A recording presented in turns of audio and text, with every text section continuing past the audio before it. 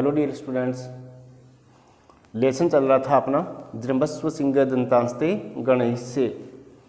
पिछली कक्षा में हमने जाना कि ये लेसन महाकवि कालिदास की रचना कुमार संभव के 7वें अंक से ली गई है।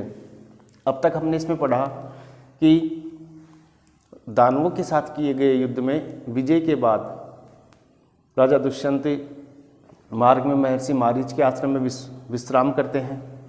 वहाँ एक सिंह के बच्चे के साथ बाल क्रीड़ा को देखकर वो उसकी तरफ आकर्षित होते हैं। तपस्विनियाँ उस बाल मृगेंद्र को, उस सिंह के बच्चे को उस सर्वदमन से छुड़ाने के लिए सर्वदमन से अनुनय विनय करती है, किंतु सर्वदमन दोनों तपस्विनियों की बात को अनसुनी करके सिर्फ उस सिंह के बच्चे के साथ ही खेलने में लगा रहता है।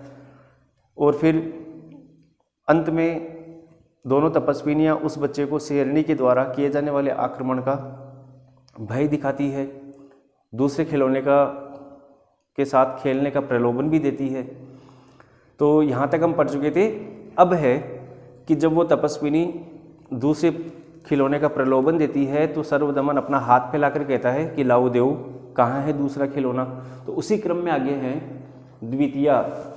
दूसरी जो तपस्विनी है वो प्रथम तपस्विनी को कहती है कि हे सुव्रते। इससे पता चलता है कि उस प्रथम तपस्विनी का नाम क्या था? सुव्रता। हे सुव्रते, न शक्य एषः वाचा मात्रेण वीरमयितुम। वी उपसर्ग है, रम धातु है और तुमुन प्रत्यय है।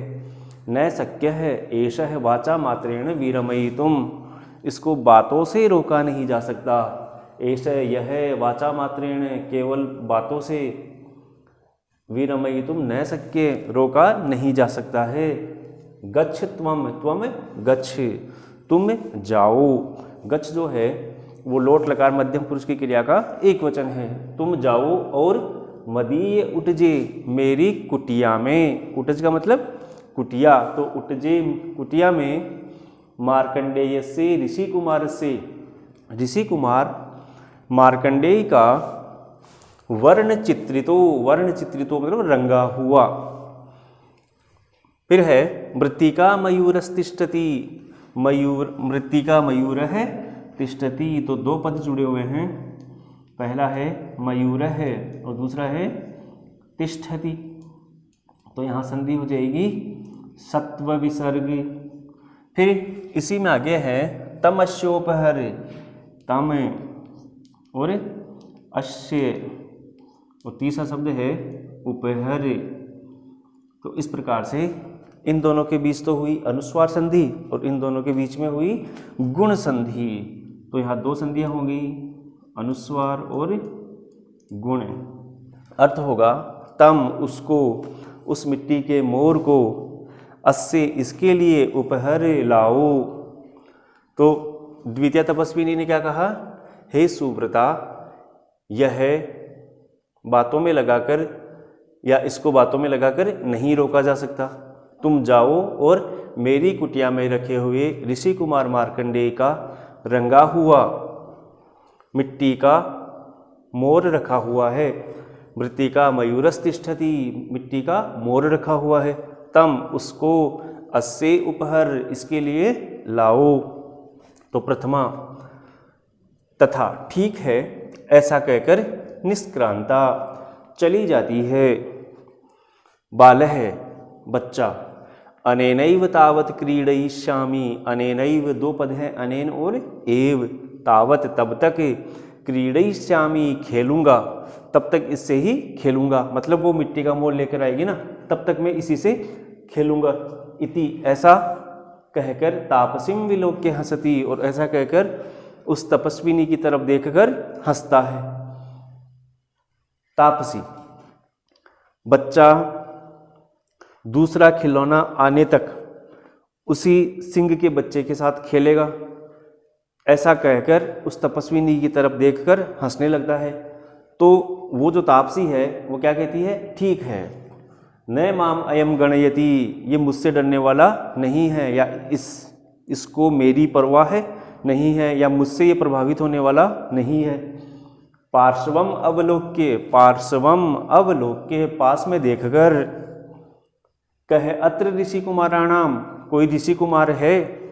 मतलब जैसे हम किसी छोटे बच्चे को डर दिखाते हैं ना कि फलाना व्यक्ति आ जाएगा या मैं उसको बुला रहा हूँ, अगर तू नहीं मानेगा तो मैं उसको कहूँगा, उसको बुलाऊँगा, इस प्रकार से भय दिखाते हैं।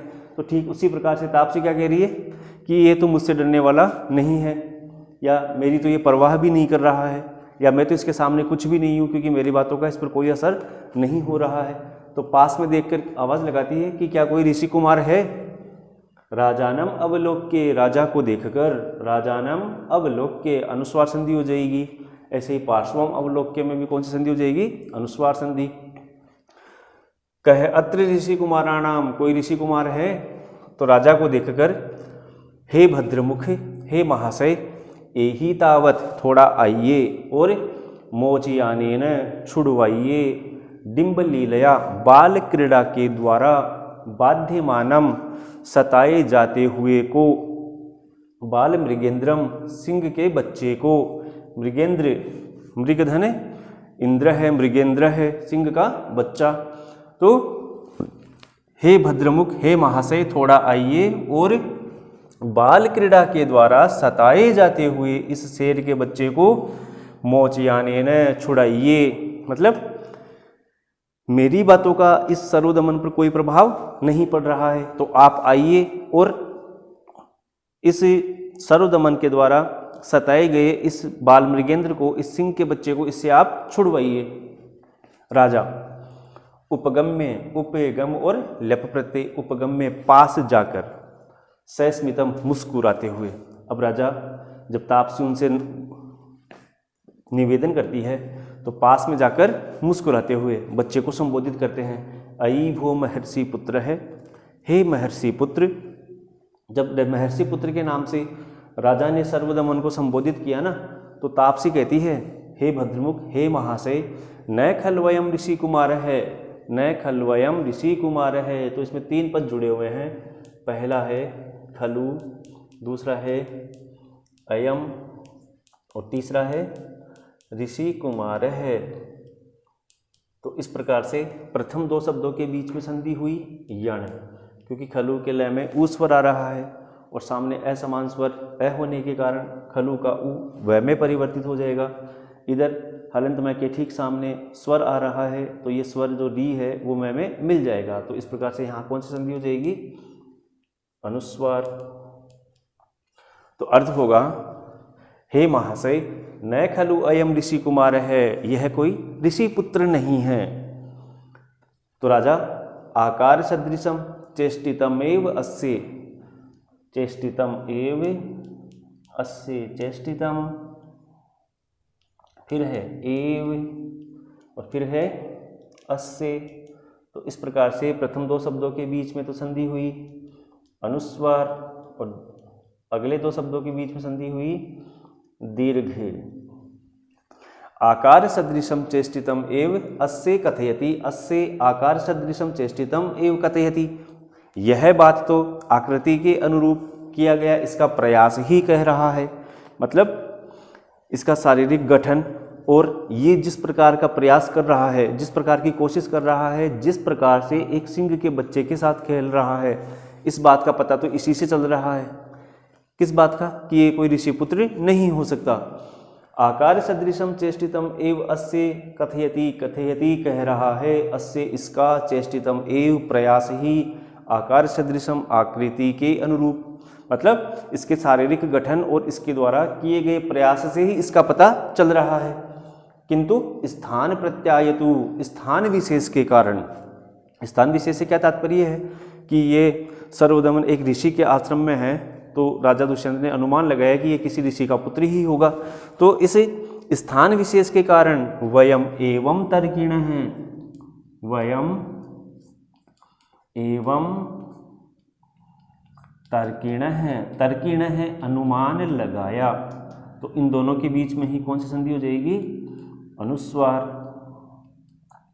तो राजा ने कहा आकृति के अनुरूप इसके द्वारा किया जाने वाला प्रयास ही यह इस बात को बता रहा है किंतु स्थान प्रत्यायतु, स्थान विशेष से संबंध होने के कारण वयम एवं तर्किण है, हमने ऐसा अनुमान लगाया। कैसा अनुमान लगाया? कि ये किसी ऋषि का पुत्र है। इति, और ऐसा कहकर यथा अभ्यर्थितम अनुतिष्ठति। इसमें देखिए पहला शब्द है यथाभ्यर्थितम थी तम, और फिर है अनुतिष्ठति, अनुतिष्ठति, अनुस्वार संधि हो जाएगी। इति, और ऐसा कहकर यथा अभ्यर्थितम, जैसा कहा गया था, अनुतिष्ठति, वैसा ही वो करता है। तो एक बार फिर से इसका अर्थ रिपीट करते हैं। द्वितीय जो तपस्विनी है वो अपनी प्रथम तपस्विनी जिसका नाम सुव्रता था उसको संबोधित करते हुए कहती है कि हे सुव्रते, यह बातों में लगाकर नहीं रोका जा सकता है। तुम जाओ और मेरी कुटिया में मार्कंडेय ऋषि कुमार का रंगा हुआ मिट्टी का मोर रखा हुआ है, उसको इसके लिए लेकर आओ। तो पहली तपस्विनी ठीक है ऐसा कहकर चली जाती है। बच्चा अनेनैव तावत क्रीडयिष्यामि, तब तक मैं इसी से खेल लेता हूँ, और ऐसा कहकर तापसी को देखकर हंसता है। तापसी भवतु, ठीक है, न माम अयम गणयति, माम अयम न गणयति, मतलब मेरा इस पर कोई प्रभाव नहीं हो रहा है। आसपास देखकर या पास में देखकर कोअत्र ऋषि कुमाराणाम, कोई यहाँ ऋषि कुमार है। राजानम अवलोक्य, राजा को देखकर, हे महाशय थोड़ा आइए और बाल क्रीड़ा के द्वारा सताए जाते हुए इस शेर के बच्चे को छुड़वाइए। राजा पास जाकर मुस्कुराते हुए, हे महर्षि पुत्र, इतने में तापसी उसको रोकते हुए कहती है कि हे महाशय न खलु अयम ऋषि कुमार है, यह किसी ऋषि का पुत्र नहीं है। तो राजा कहते हैं आकार सदृशम चेष्टितम एवं अस्य कथयति, ये बात तो आकृति के अनुरूप इसके द्वारा किया जाने वाला प्रयास ही बता रहा है, किंतु स्थान विशेष के कारण, संबंध होने के कारण वयम एवं तर्किण है, हमने ऐसा अनुमान लगाया। और ऐसा कहकर यथा अभ्यर्थितम अनुतिष्ठति, जैसा कहा गया था पूर्वोक्त कार्य में उसी के अनुरूप वो लग जाता है, मतलब उस सर्वदमन से सिंह के बच्चे को छुड़वाने का प्रयत्न करने लग जाते हैं। आगे है राजा बालकम उपलालयन, अनुस्वार संधि का उदाहरण है, बच्चे को दुलार करते हुए। फिर है न चेत मुनि कुमार है अयम, तो चेत, फिर है मुनि कुमार है और इसी में जुड़ा हुआ है अयम। तो इस प्रकार से प्रथम दो शब्दों के बीच में तो नसत्व संधि हो जाएगी, जिसको अनुनासिक संधि के नाम से भी जानते हैं, और अंतिम दो पदों में उत्व संधि हो जाएगी। तो नसत्व और उत्व संधि के संयोग से ये पद बना हुआ है। राजा बच्चे को दुलार करते हुए, न चेत मुनि कुमार है अयम, अयम मुनि कुमार है, न चेत, अगर यह है किसी मुनि का, किसी ऋषि का पुत्र नहीं है तो अथ, तो फिर कह अस्य व्यपदेश है, कह अस्य, ये उत्व संधि का उदाहरण है। व्यपदेश से तात्पर्य है वंश, तो अथ कह अस्य व्यपदेश है, तो फिर इसका वंश कौन सा है। मतलब राजा बच्चे को दुलार करते हुए तापसी से क्या पूछते हैं कि अगर ये ऋषि पुत्र नहीं है तो फिर इसका कौन सा वंश है। तो तापसी कहती है पुरुवंश है, इस बच्चे का पुरुवंश है। राजा आत्मगतम, अपने मन में, कथम एकान्वयो मम है, कथम एकान्वय है मम, तीन पद जुड़े हुए हैं। पहला तो है कथम, फिर है एक, फिर है अन्वय है, और सामने मम आ ही रहा है। तो इन दोनों के बीच तो हुई अनुस्वार संधि, यहाँ पर दीर्घ और यहाँ पर उत्व संधि। कथम एकान्वय है मम, मम मेरे समान कैसे, प्रकाशम, अब प्रकट भाव से। तापसी ने जैसे उसको पुरुवंश बताया ना, तो राजा अपने मन में विचार करता है कि इस बच्चे का और मेरा वंश एक समान कैसे हुआ। अब प्रकाशम, अब प्रकट भाव से कहता है, क्या कहते हैं, न पुनः आत्मगत्या, पुनः आत्मगत्या, ऋतु संधि है, मानुषाणाम ऐशय विषय है, मानुषाणाम ऐशय अनुस्वार संधि है, ऐशय विषय है।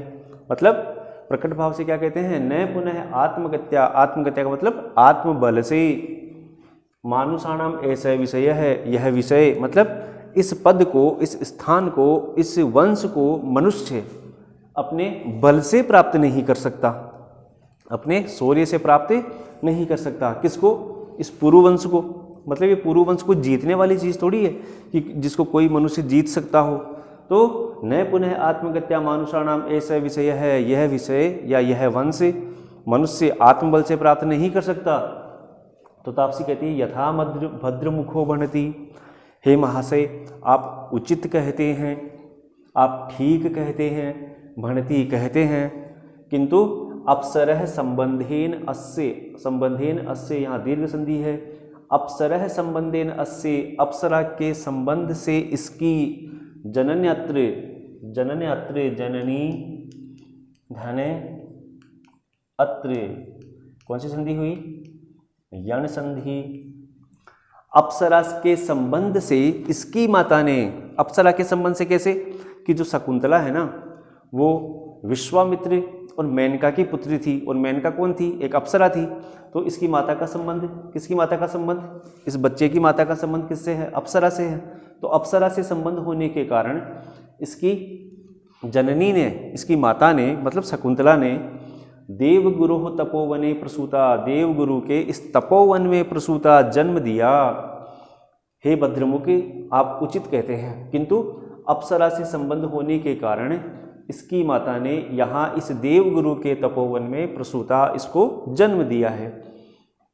राजा अपवार्य थोड़ा मुंह फेर कर, हंते द्वितीयम इदम आशाजननम, यह दूसरी आशाजननम उम्मीद जगाने वाली बात है। तो फिर पहली उम्मीद जगाने वाली बात क्या थी, उस बच्चे की बाल क्रीड़ा और इस बच्चे का पुरुवंश में जन्म लेना, ये इसकी राजा के मन में उम्मीद जगाने वाली दूसरी बात थी। पहली बात थी, और दूसरी बात क्या थी कि इस बच्चे की माता जो है ना, उस माता का संबंध भी किससे है, अप्सरा से है। अप्सरा कौन, मेनका ऋषि विश्वामित्र, और मेनका की पुत्री कौन, शकुंतला, और उस शकुंतला का पुत्र कौन, ये सर्वदमन। तो पहली उम्मीद तो पुरुवंश से उसके मन में जगी कि हो ना हो इस बच्चे का संबंध मुझसे ही है, और फिर दूसरी बात इस बच्चे की माता का संबंध भी किसी अप्सरा से है। तो हंत हाय द्वितीयम इदम आशाजननम, यह दूसरी उम्मीद भरी बात है। प्रकाशम अब प्रकट भाव से कहता है अथ सा तत्र भवती, तो फिर सा तत्र भवती वह आपकी, किम आख्य से, दो शब्द हैं यहाँ, किम आख्य से, किस नाम वाले राजर्षि है पत्नी, राजा की पत्नी है, वह आपकी भवती, यह वह आपकी देवी किस नाम वाले राजर्षि की पत्नी है।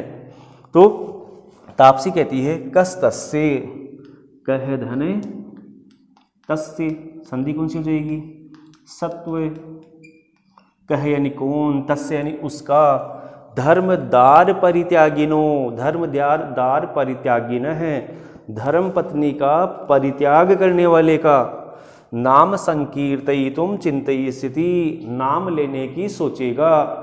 मतलब कौन उस धर्म पत्नी का परित्याग करने वाले का नाम लेने के विषय में सोचेगा।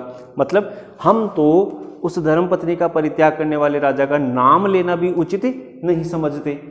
तो राजा स्वगतम अपने मन में, इयम खलु कथा, यह प्रसंग तो माम एव लक्ष्य करोति, मुझे ही लक्ष्य कर रहा है।